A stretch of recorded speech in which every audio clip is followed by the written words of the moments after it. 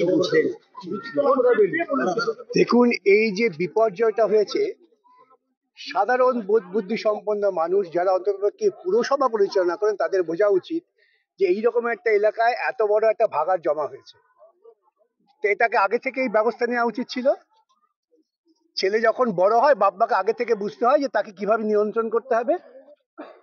কিচ্ছু করেনি, কাটমানি খেয়ে প্রশাসন চালাচ্ছে এবং সেজন্য এখানে নির্বাচন করে, নির্বাচনের প্রতিনিধি নেই। গরিব মানুষগুলো কারো কাছে গিয়ে যে অভিযোগ জানাবে তারও কোনো রাস্তা নেই। এবং আজকে এই বিপর্যয়ের সম্পূর্ণ দায়ী হচ্ছে পুর প্রশাসনের দায়িত্বে যিনি আছেন এবং এই রাজ্য সরকার।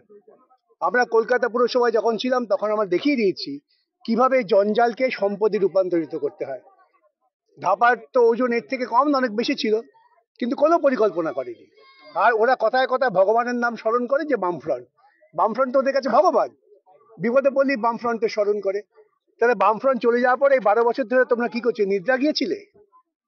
সাধারণ মানুষ কোনো অভিযোগ সে মারাত্মক অভিযোগ।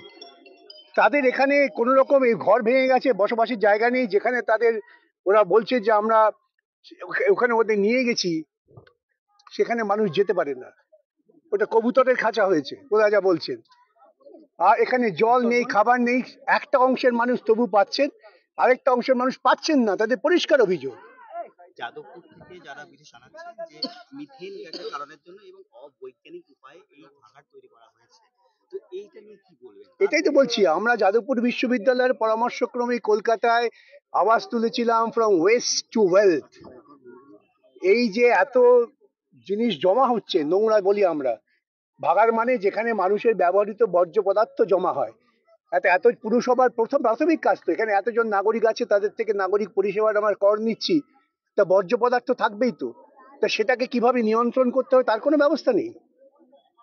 আগামী দিনে কি আমার পরিকল্পনা, আমি প্রত্যেকের কাছে আবেদন করেছি, আসুন আমরা সকলে মিলে আন্দোলন করে পুরো প্রশাসনকে বাধ্য করি অবিলম্বে এই পুনর্বাসনের ব্যবস্থা, এবং যারা খাবার পাচ্ছেন না প্রত্যেক জায়গায় খাবার পৌঁছে দিতে হবে। বাচ্চা বাচ্চা ছেলেমেয়েরা স্কুল আছে, তারা স্কুলে যেতে পারছে না।